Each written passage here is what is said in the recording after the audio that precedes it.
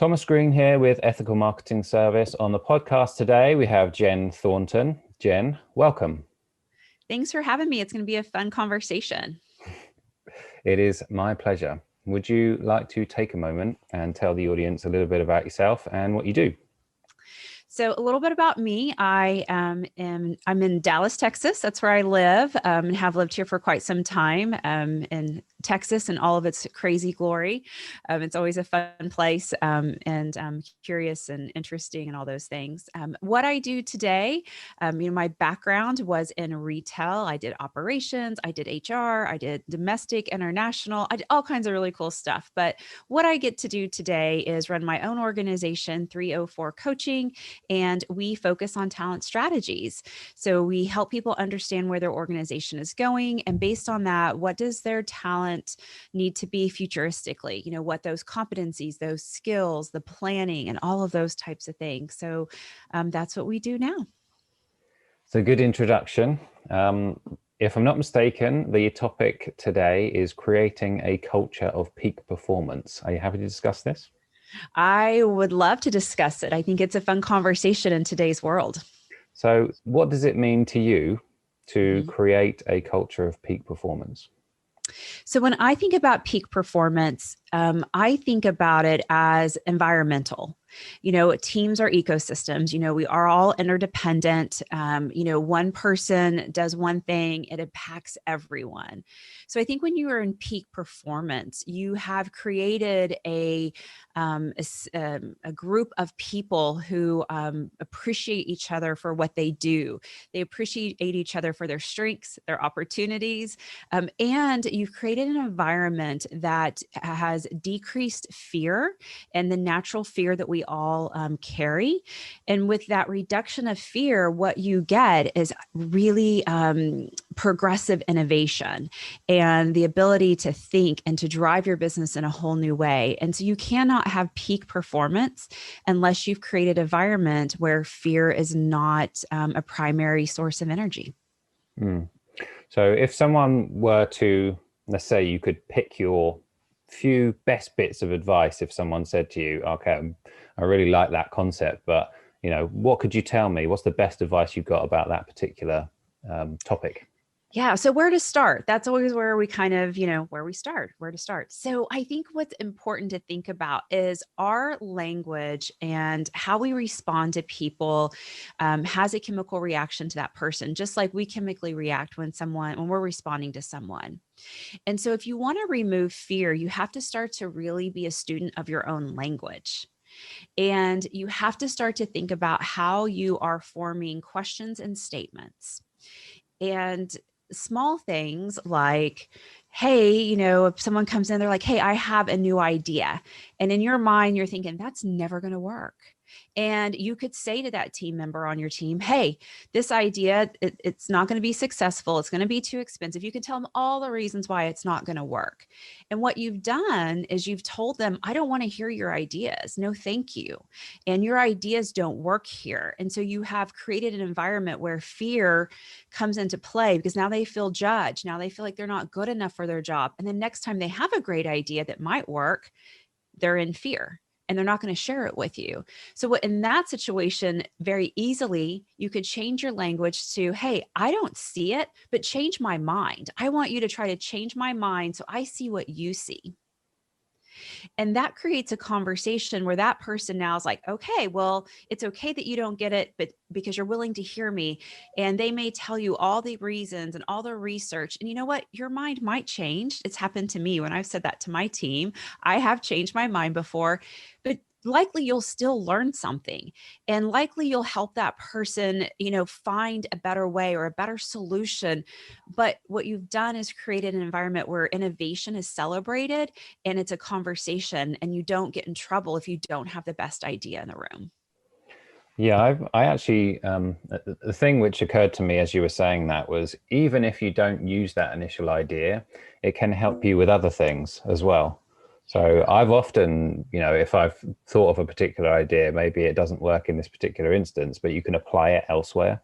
And so I suppose my interpretation of your answer is like, you want to have an environment where people are almost brainstorming, looking for ways to improve? To create an environment where, new ideas and problem solving and, progressive thoughts and really taking companies into the next day, the next quarter, the next year, to create that type of thought process, what you have to do, not only reduce fear, but you have to get people comfortable with failure, because failure is the other side of innovation.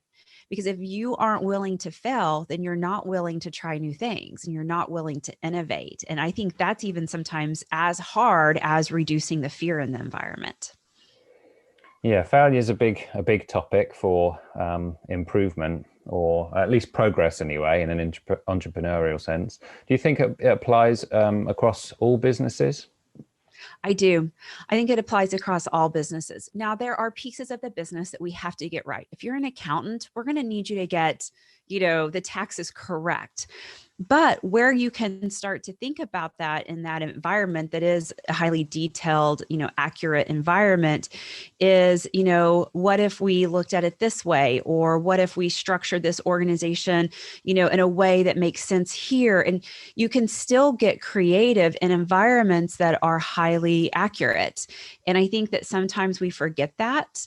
And, what's also interesting is I find oftentimes leaders who come out of environments, say maybe they're a software implementer or they are an accountant or in like a, finance type position where, things have to be very correct. What happens when they become leaders is they hold on to that so much that they really struggle in that next phase of their career, because not only are they expecting themselves to be perfect, but now they're expecting everyone on their team. There is actually a book. I should really have the title of the book if I'm going to mention it, because it gives a disservice to the book. But and the whole topic is about employees essentially being afraid to speak out and put their ideas forward. Are you aware of any of that type of work? So I don't know about that book, but we'll figure it out. We'll put it in the show notes or something, and we'll both read, or I'll read it because you already have. I think, we don't share ideas because we're afraid of, it's fear, it's judgment. My idea might not be good enough. The other thing that happens a lot is the leader gets really attached to their ideas, their viewpoints, how they see things. And so they will say, all right, everyone march this direction. And everyone on the team's like, that's a disaster. But you know what? They still do it and they let the disaster happen. And it's not the employee that should be, thought of as, doing something bad. It should be the leader who is so attached to their ideas that they've created environments where it's not okay to use your voice. It's not okay to tell the truth. And I see that a lot in organizations where people they know the right answer, but it's safer to just go along with what's going to go wrong. Mm. I know that I'm totally on board with what you're saying, but for the sake of the conversation, are there any extremes the other way? So is it possible for, I don't know, people to be so opinionated about their ideas that it actually is detrimental? Absolutely. And I think that it's a balance in everything we do. And one of those balances is, how do you use your voice in the room, but equally take in everyone else's voice? And that's not easy, to find that balance.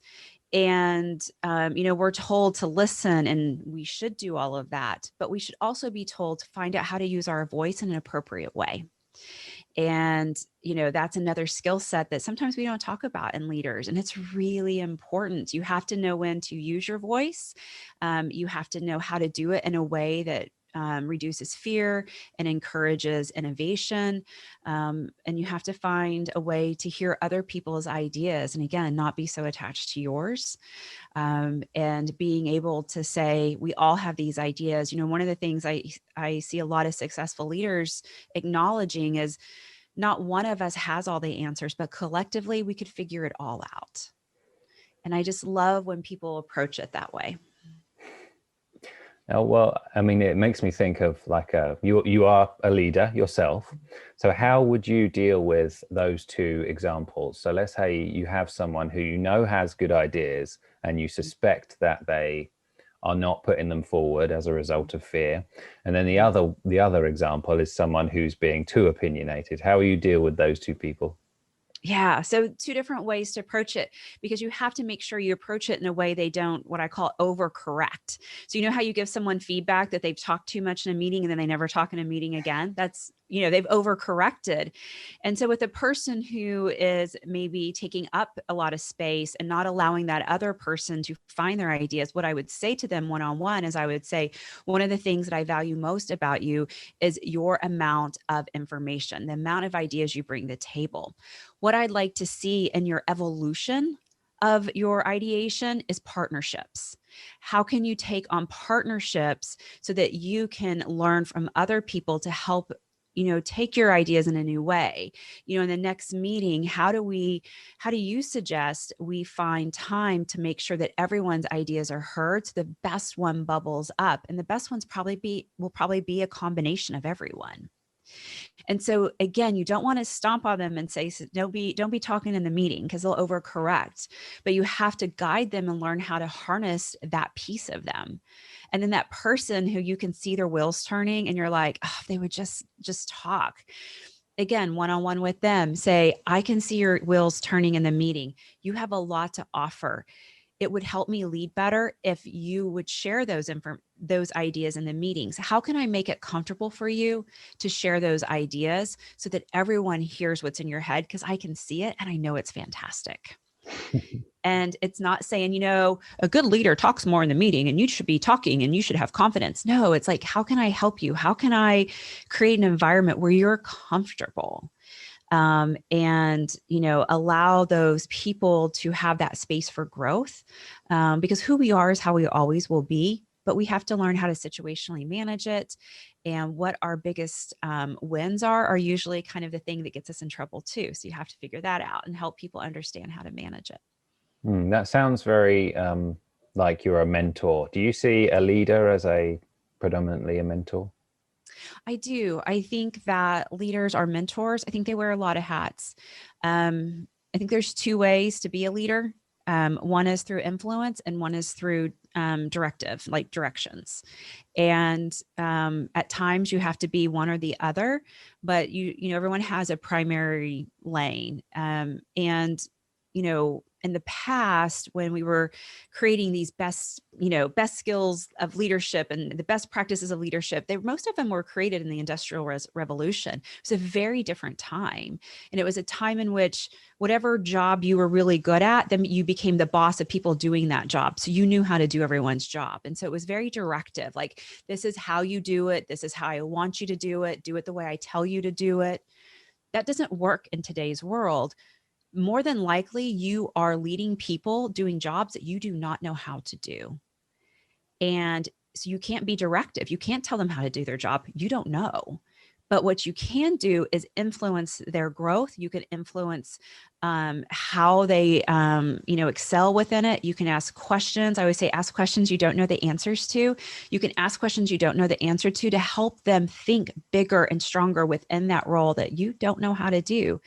And that is influential leadership, but feels oftentimes like mentorship too.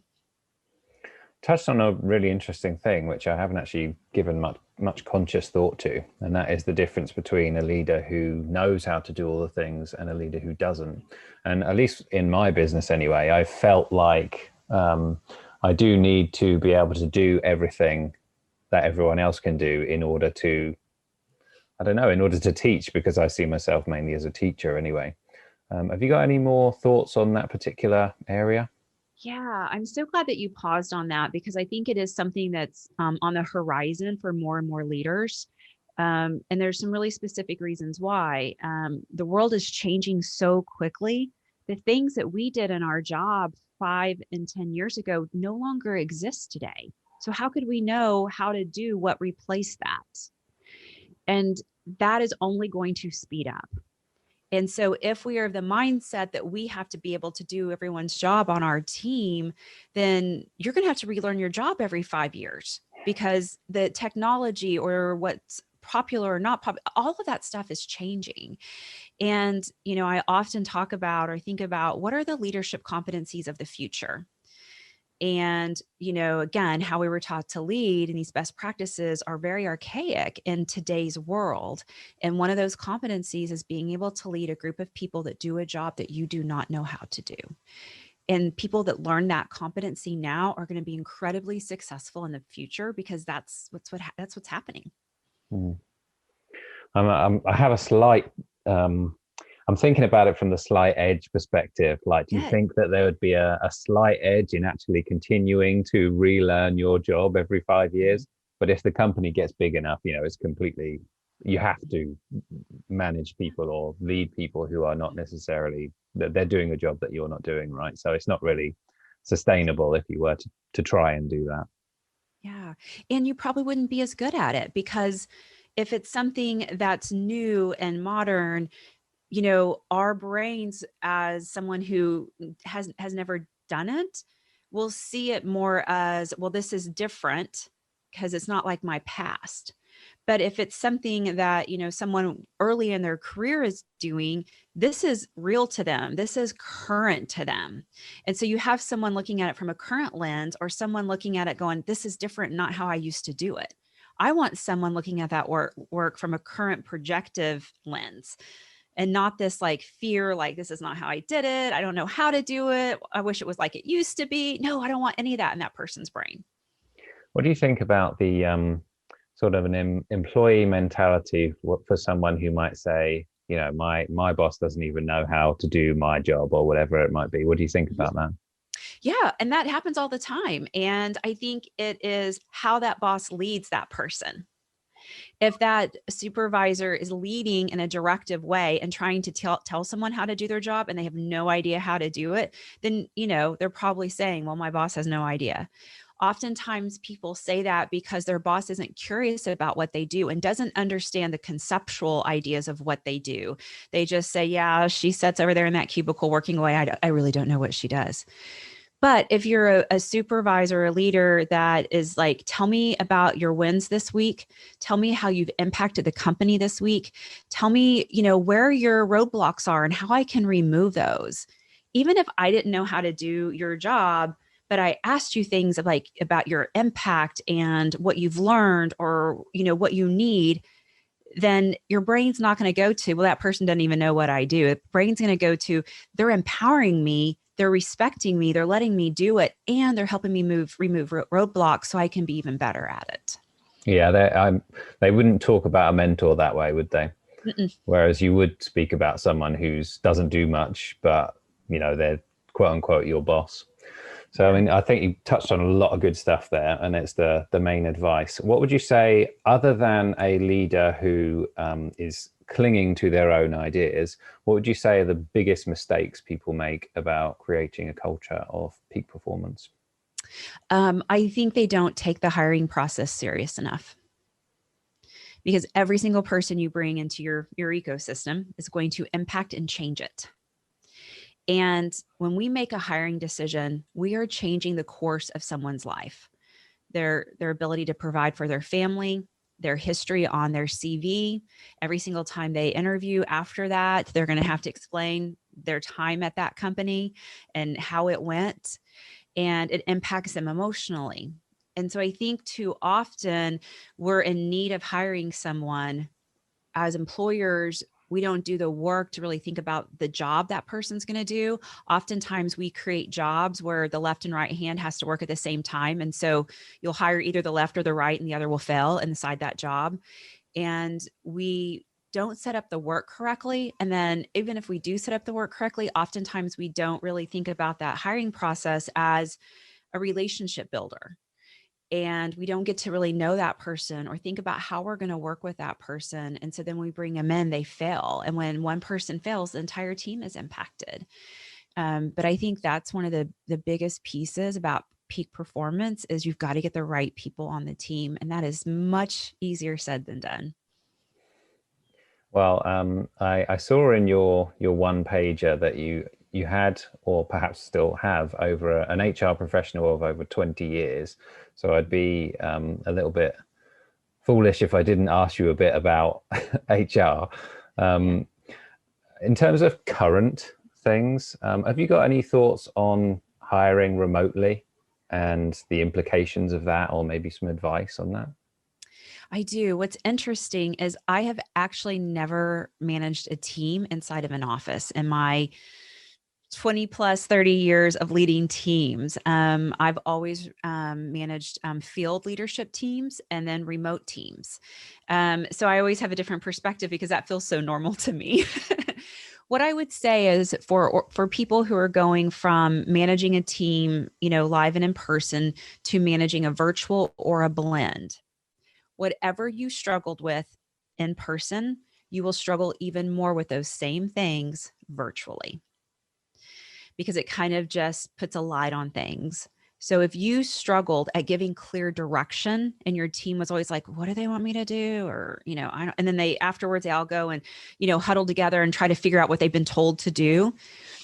If that was something you struggled with in the workplace, then virtually you're going to struggle with it even more. And so what I would say is virtual teams can be incredibly impactful, incredibly efficient. Depending on the job, some research shows even more efficient. And it helps with the mental health a lot of times for people who have balance. And so if you want to have a productive team, look at where you struggled in the past and think about how you can work and improve on that piece of your leadership. And that will help your entire team move forward. Are you aware of some of the main problems that people have in relation to, because what you say just makes so much sense. If you had problems in an office and you were all together and then you went remotely, those problems will amplify. But what would you say are some of the biggest problems people have working as a remote team? I think one of the biggest problems is, how do you measure success? So when we're all in an office, oftentimes the leader measures success by the person who's in their chair the longest. Oh, they've been sitting in their chair, they look super busy. That's a top performer. When someone else can do that same job in 25% of the time, and you're like, wow, they take a long lunch break. And so our brains play tricks on us about what performance looks like or what success looks like. And so I think one of the things we're struggling with virtually is, how do we say, oh, this person did their job? Because we can't physically see them doing it. And so I think really getting clear on what your expectations are, and then contracting on how that expectation will be hit.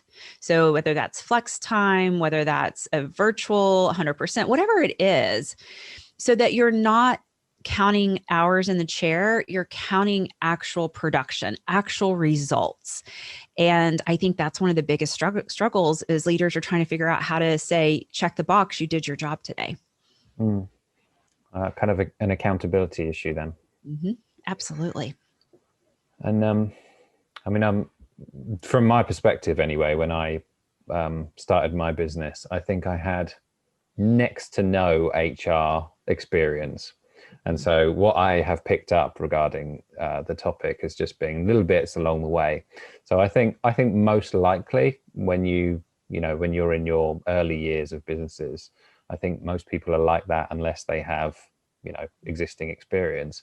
What would you say is the main thing for businesses to know if they don't have a lot of HR experience? Yeah. If you don't have a lot of HR experience, and it depends on the type of HR experience, I will tell you there's a lot of pieces of HR that are important to the business, or very foundational, but they're not necessarily strategic talent arms of the business. And so I would say, number one, don't look at it just as like a compliance HR, look at it as strategic talent planning. And so if you don't have a lot of strategic talent planning, what I would say is, think about why someone is coming to work for you. And remember, especially if you own your own company, that's your dream, not your team's dream. And so they're helping you with your dream. And so you never forget that. And if you don't have that piece, always really think about, what work am I asking someone to do? Am I providing an environment where that work can be successfully done? And am I providing an environment where people feel respected, appreciated, and know that they are contributing to something greater than just their position and just them. But really thinking about talent more strategically is the biggest piece that I think companies miss the boat on. That they become HR becomes a very check the box environment, and it needs to be talent strategy. Mm. I mean, it segues into one of the questions that I wanted to ask you about, which is what is the talent cliff? But I asked you about remote hiring. So would it be the same topic to ask you about the talent cliff, and also the question which I really wanted to follow up on, which is just general hiring advice? What's your hiring advice, and does that coincide with the talent cliff? It definitely, all of it goes together. So, what the talent cliff is really a metaphor for what happens in fast growing organizations. So, when someone starts a company, they never wake up and think, you know what, I'm just going to find some awesome people and I'm going to lead them to greatness. No one does that. Everyone's like, I have a great service, a great product, a great idea. And they get that idea off the ground, but they have to hire a team to help that idea come to life. And so what happens is a company starts to take off because the founders are incredibly talented. They're very smart. They have a great idea. And so the business starts to take off and they hire great people. Everyone's excited about it. And if the company is on a really high trajectory, the business starts to take off. What happens is leadership's focuses primarily, if not 100%, on the product service, the widget. And they don't put any attention into the leadership skills and making sure that they upskill people so they're ready to handle all of this business that's about to come their way. So they throw all their energy into the product, which makes it go even better, and up their business goes. And then all of a sudden, leaders are struggling and they don't know how to handle this momentum. And so when you're in fear, you crisis manage, whether you need to or not. So you become highly directive. Your best people are like, I'm not going to put up with that. I'm not going to be told and yelled at all day. And so they start to leave. And so your business is just skyrocketing, but you're faltering because you can't get your talent right because you haven't invested in them. And that's the talent cliff metaphor when I think and I watch about businesses. So Do you think that investing, because one of the things that I heard was investing not only in the skills to do the job, but also investing in the person. So taking an interest in the whole person rather than just the skills. Do you think that helps with the talent cliff? absolutely. Anything you can do to ensure that you know where your organization is going, and helping your team, ensuring that your team's skill sets are always able to handle more business than what you're actually doing, because then they're pulling the business with their skill and the business isn't dragging them along. And that's what happens so often is a business drags the leader because they're not ready to handle that momentum. But it's so funny. I get calls all the time from CEOs or COOs, and they go off about their employees. They're not making decisions. They can't handle the workload. Like there's all this noise. And when they finish stopping, I always say to them, "What about the environment that you created allowed all of that to happen?" And they're like, "Me? Like that's my employees." And I'm like, "Nope, it's an environment, and you're the leader of the environment. So somehow, some way." You impacted that and you made that come true. So I think that we have to remember that we as leaders make our environments come true. And so if you don't like it, we kind of have to start with looking at our own actions and how our actions are creating the environments that we really don't like. Taking some responsibility for it, for sure, yeah. And Absolutely. comes back a little bit to the culture thing, doesn't it? Mhm. What's your Yeah. culture like? Yeah. And I'll tell you, one of the things that I think a lot of cultures are missing is the word learning, you know, always learning. And again, it kind of goes back to that leader who's able to lead people that don't know what their job is. But if they're constantly learning and they're creating an environment of learning, then their team is in constant learning. And if you're a leader that wants to show up and say, I know all the answers, I'm the master, you can't tell me anything I don't already know, then what you've done is you've created an environment where one person knows everything and no one else knows it. Therefore, that's how we live. And if the leader is constantly talking about, here's what I learned, or here's what I read about, or, I went to a retreat and I really came back and thought about how are we doing this? Then the leader's creating a culture of learning and evolution. But if the leader isn't using those words, and the words they're using is, I know everything, so therefore I have hit the information, finish line, then everyone else feels like they're less than, and it's not a culture of learning. Well, you're setting up a precedent for yourself to be a little Yeah. bit stressed as well, I would imagine, if you're the leader in that particular scenario. Yeah, but yeah, I think more cultures have to make learning cool, make it part of the conversation. And Mm. again, that allows failure to be okay because it's learning, which again opens up the possibility for innovation. You can't innovate without new information. You can't innovate without learning something new. You can't innovate without being okay with some failure. And so again, all of that language that we're using either creates, problem solving and innovation, or it creates status quo. So I think I know the answer to this question based Okay. on your answer about the talent cliff. But what does it mean to throw payroll at your problems? I always love that. Actually, it was an old boss that used to always say that to me, and I latched onto it, and it's so true. So, throwing payroll at the problems, we do that a ton. And what that means is we look at a team and we see them struggling. So, we're like, oh, that team of 5 people are struggling to get the work done. We should hire a sixth person because then it will just be fine. We'll just spread the work out. But what we don't do is stop and say, why are these 5 people struggling? Is the process right? Do they need additional education? Do we have issues with a cross-functional team, which is causing this team to struggle, but it's really not them struggling, it's a relationship.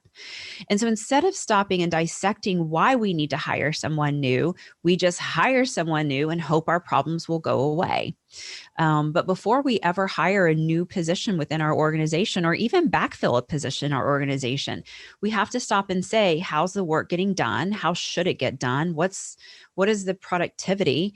And if you're going to hire someone at $70,000, what if you put 35,000 into development dollars, whether that's in the person or technology, that team becomes more efficient and enjoys their job, then you've created a better company. But instead, we just keep throwing money at this payroll instead of really being more strategic again about what is our talent strategy.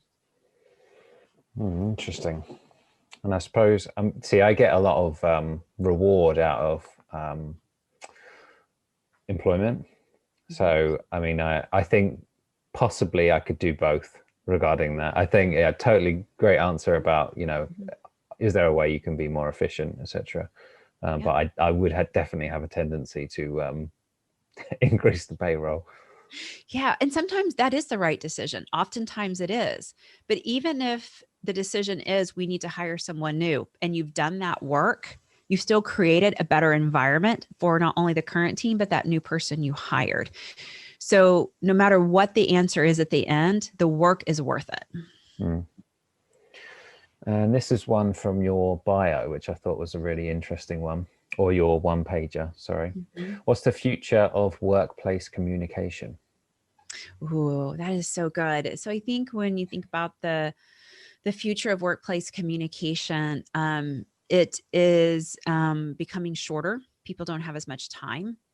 And so we have to become a lot more efficient without making people feel like they are not worthy of your time. And that's going to be really difficult, right? We're living in a world where we're on back to back to back to back meetings. It's like, where do I actually do the work that I talked about in these meetings? Because I'm back to back to back. So I think, the future of workplace communication is going to involve a lot of clarity, and it's also going to involve some of the stuff we've talked about, and it's going to include understanding how the neuroscience of the brain works. How does it take in information? What does it do with that? Because it scrambles it all up and creates these stories. And so how do we then think about using that neuroscience to our benefit and to the benefit of the employee so they're happier? And again, a lot of that is our language around reduction of fear. And I suppose you've touched a little bit on, would you say you've touched on creating trust and safety in the workplace? Yeah, I think we have touched on it, but creating trust is not about telling someone, "I promise I'll take care of you." Right? We tell people to trust us all the time. That doesn't work, but we keep trying it as humans. I think that when we stop and want to build trust, we have to understand that it is a two-way street, and that we have to get curious. We have to be really respectful. To create trust, you have to accept other people's perceptions because it is their reality. And so often, as leaders, when someone comes to us and they tell us something, we're like, that can't be true, or that person's just being this way. And, we don't stop and acknowledge their current state and their perception and then work through it. And that creates trust, being able to accept someone else's viewpoint. Mm. Can you tell me a little bit about your business at the moment? Absolutely. So here at 304, we help organizations with their talent strategies, and we do that in a myriad of ways. We help organizations think about their future developmental needs, not the developmental needs of today, because that was yesterday's problem, but where are we going in the future? And based on that, what competencies and skills is your team going to need? How do you prepare them for your future business? And so we do leadership education through leadership academies. We do executive coaching, retreats, workshops, and help organizations also think about their long-term education strategy so that their team continues to grow. And again, creates an environment of learning and any culture where continuous development and continuous learning is king. Those companies always do better. So is your client typically a business owner, or is it sort of high up leaders within corporate companies? Typically, it can be both. Typically, a C-suite person, whether that's a small 50 employee company or a couple of hundred, couple of thousand employee company, it's usually that same person who reaches out because, no one calls me because things are going well, which would be really good if they did, because we could do really great things. I get the call when someone's frustrated and they're at their wits end because they in their mind have done everything right, but their team isn't marching in the direction they want, and isn't being able to deliver the strategy. And so those are the phone calls I get, and we work through it. And it's not a short fix. It's not a one workshop fix. The adult brain actually doesn't change behaviors in one workshop. So we really focus on long-term strategies and how the adult brain learns, and they learn, and they learn a new skill. If you want it to stick, they got to go practice it. Then they learn a new one. They got to practice it, and they got to learn a new one. If you stick someone in a room for 3 days and spend a fortune on a 3-day training, the likelihood their behavior changes at the end of the 3 days is incredibly small. Mm. And so we focus on education that's more drip content, and so that we can increase the likelihood that we have behavior change. So that call that you get is the person who has the vision, if you like, is attempting to get your or their team to a particular place, and they're reaching out to you in order to achieve that.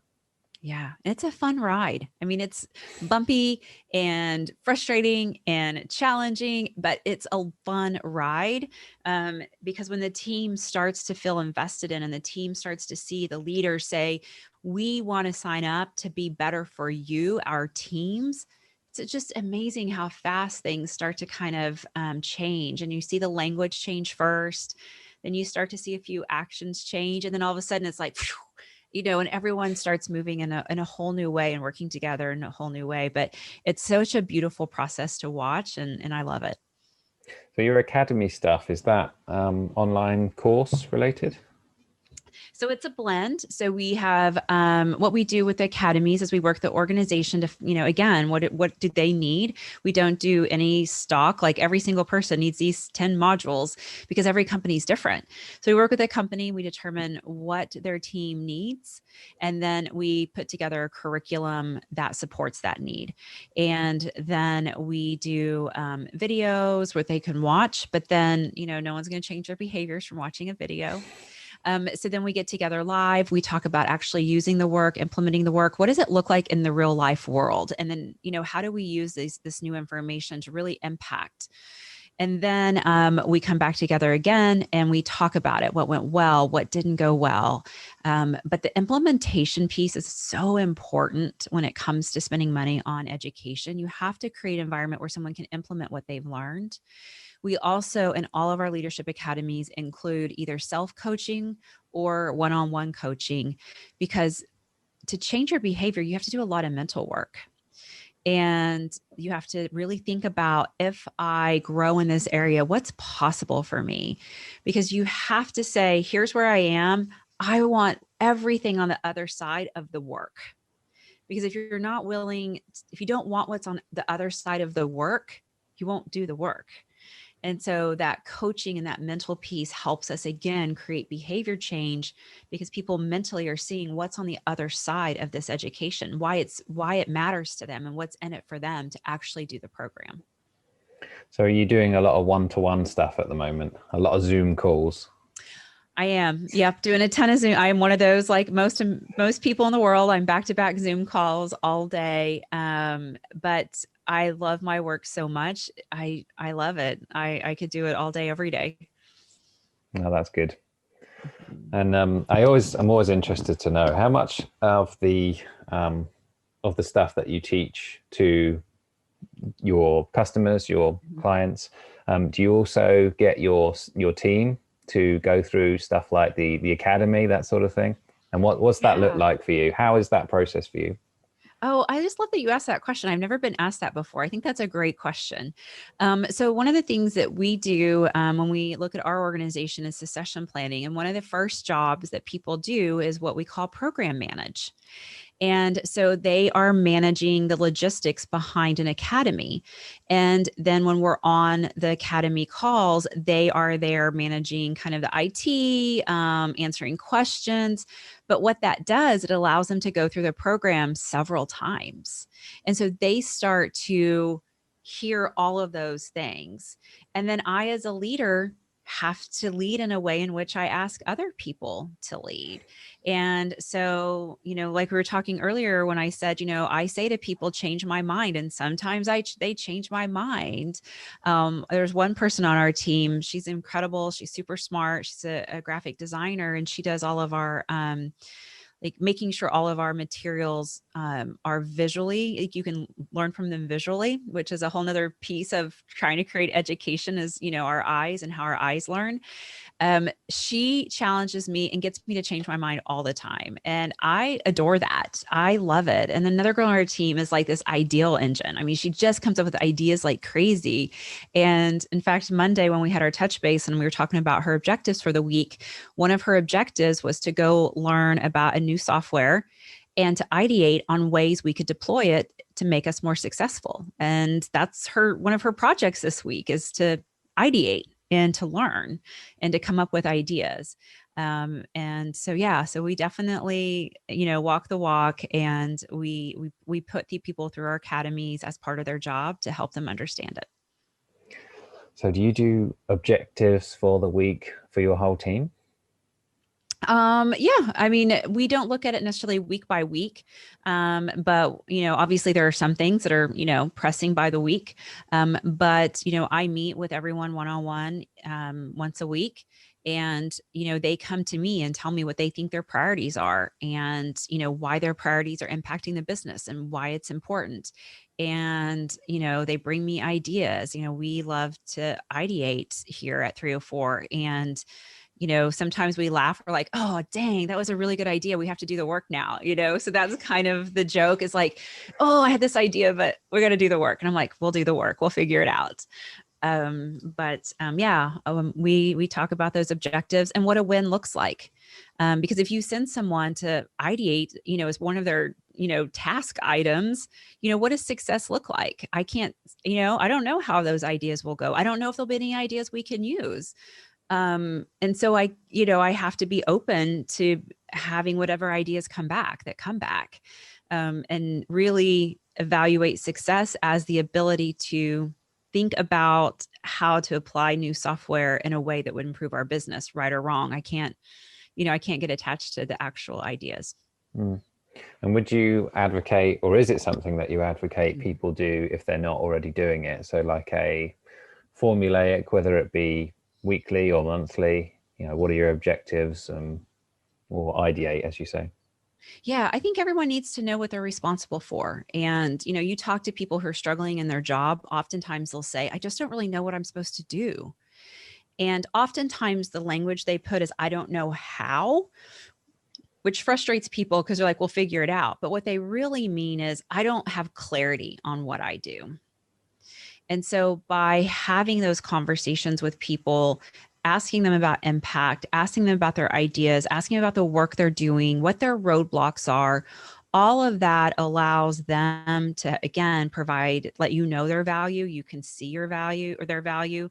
You start to learn about what they do, because you can't be an expert in everyone's job. So you start to learn what they do. And I think that one-on-one time, that relationship building is critical to business success. Mm. Can I ask about your business goals for 304? Yeah. So, it's interesting. When I started this journey as an entrepreneur, what my business looks like today looks nothing what I thought it would look like. And I'm so glad it doesn't look like what I thought it would look like, because life has a Can I tendency ask of what giving that you what is? you need. Yeah. So what I thought I was going to do is I was just going to be me, and I was just going to do some executive coaching. I had no idea that I'd have a full team of people, that we would have multiple arms to the business, that we would help all different kinds of companies, and that we'd really become talent strategist and not just an executive coach. So that's, kind of the evolution, and it happened really fast. I mean, I was probably 6 months in before I started realizing, wait a minute, I could do something bigger. So what the future holds for us, I have some ideas, but I'm open to what the future brings me. And what's next for us is to hit some milestones. I am a female minority owned business, and there are statistics that say I'll fail, but I won't. And so I think for me, my biggest goal right now is to break some of the stereotypical, um, you know, statistics that say female minority owned businesses will fail, because they don't fail. But there's a lot of belief that they do. And so I want to, pull those statistics up. Good. Matt, can I come back to one thing which you said, which was you mentioned that there was something which changed your mind about which direction you were going to go in, going from, just yourself doing coaching. Do you know what that is? Or what was the big thing that which changed it for you? Yeah, I think what changed it for me is confidence. I think that when I started my business, my confidence wasn't where it needed to be. And I thought that's what I could contribute. And as I started learning more and doing more, my confidence built, and I recognized what I could have to offer. And when my confidence started to grow, obviously my ideation grew, my ideas of how things could be done, or how we could approach something, or how we maybe got a new client. And so I think it was my confidence that changed, and my belief in myself. Self-belief is what I was going to say. Mhm. Yeah. Good stuff.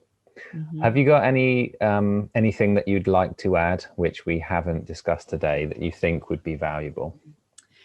I think that when you are a leader, live in a world of understanding that you're imperfect. Your team doesn't expect you to be perfect, and that, be on a journey of curiosity. Um, I think that the best leaders out there are constantly curious, constantly learning, constantly thinking about things. And they're not only curious outside of their team or outside their organization, but they're super curious inside too. And so I guess that's what I would leave people with, is stay curious. Jen Thornton, where is the best place to find you? So you can find us on our website at 304coaching.com. We have a ton of free resources you can access there. You can also reach me on LinkedIn. We can continue the conversation, and I'm on LinkedIn at Jen Thornton, A.C.C. Well, thank you very much for all the value you provided today. Have you enjoyed it? I've had a great time, and thank you for the great questions. I love when people make me think. That's great. Well, thank you again, and I will speak to you soon. All right. Have a great afternoon. Thanks, Jen.